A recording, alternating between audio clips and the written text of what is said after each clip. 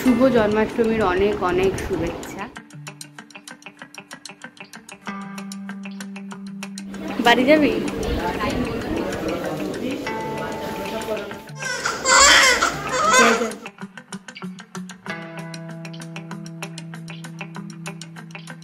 Hello everyone, welcome back to my channel to another new video.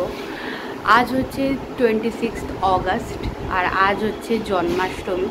তো সবার ফার্স্টেই আমি ব্লগ শুরু করার আগে তোমাদেরকে বলতে চাই শুভ জন্মাষ্টমীর অনেক অনেক শুভেচ্ছা। কার কার বাড়িতে আজকে জন্মাষ্টমীর পুজো হবে আমাকে জানিও কমেন্টসে। আমার বাপের বাড়িতে তো গোপাল নেই, কিন্তু আমার শ্বশুর বাড়িতে গোপাল আছে, যেই গোপালকে আমি সাজে পেয়েছিলাম। তো আজকে আমার শ্বশুরবাড়িতে জন্মাষ্টমীর পুজো হচ্ছে, সকাল সকালই করে নেবে।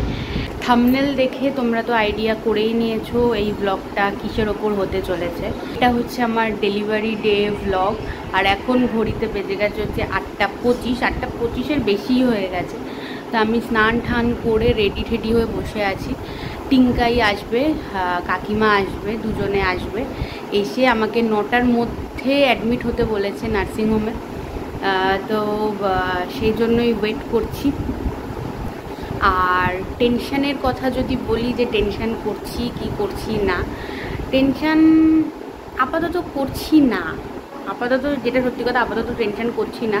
হয়তো নার্সিংহোমের ভিতরে গেলে বা ওটি রুমে যাওয়ার সময় হয়তো আমার টেনশান হবে, কিন্তু সিরিয়াসলি বলতে গেলে এখন এই মুহূর্তে আমার কিছু টেনশান হচ্ছে না।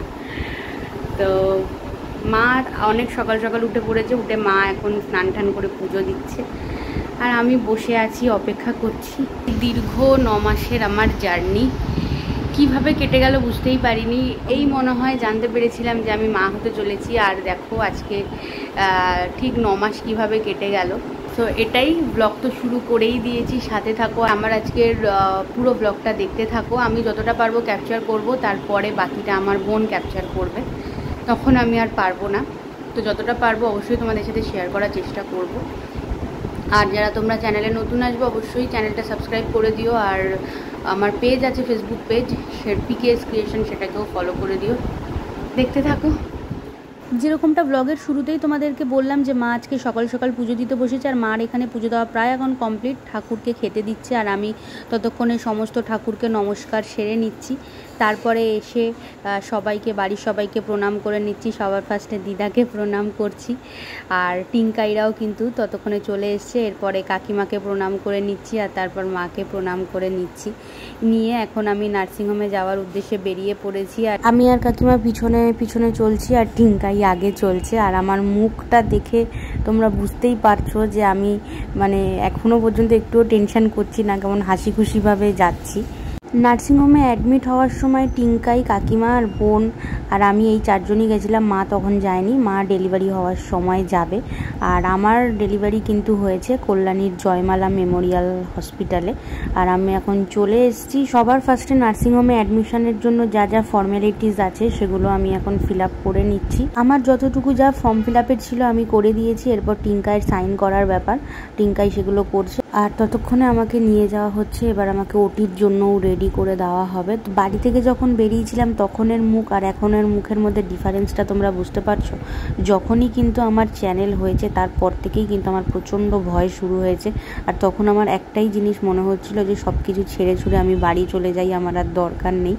আর স্নেহা আমাকে এখন নর্মাল করার জন্য হাসানোর চেষ্টা করছে, কিন্তু আমার তো কিছুই ভাল লাগছে না, টেনশনটাই কাজ করছে। আর ওটিতে নিয়ে যাওয়ার আগে আমাকে সবাইকে বলেছিল একবার আমার সাথে দেখা করে নিতে, তাই জন্য ওরাও এসছে 3 জনে মিলে আমার সাথে দেখা করতে। বাড়ির লোকের সাথে দেখা হয়ে যাওয়ার কিছুক্ষণের মধ্যেই কিন্তু দেখো এই যে আমাকে ওটির জন্য নিয়ে যাওয়া হচ্ছে। ওটিতে যখন আমাকে নিয়ে যাওয়া হচ্ছিল তখন যে কি পরিমাণে আমার হার্টবিটটা বেড়ে গেছিলো তোমাদেরকে কি বলবো।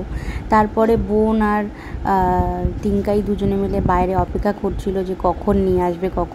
আর ফাইনালি দেখো আমাদের বেবি কিন্তু এসে গেছে, আর ডক্টর বাইরে নিয়ে এসছে ওদেরকে দেখানোর জন্য। আর তোমাদেরকে বলে দিই আমার কি হয়েছে, আমার কিন্তু বেবি গার্ল হয়েছে। শুভ জন্মাষ্টমীর মতো শুভ একটা দিনে আমার বাড়িতে কিন্তু রাধারানী এসেছে।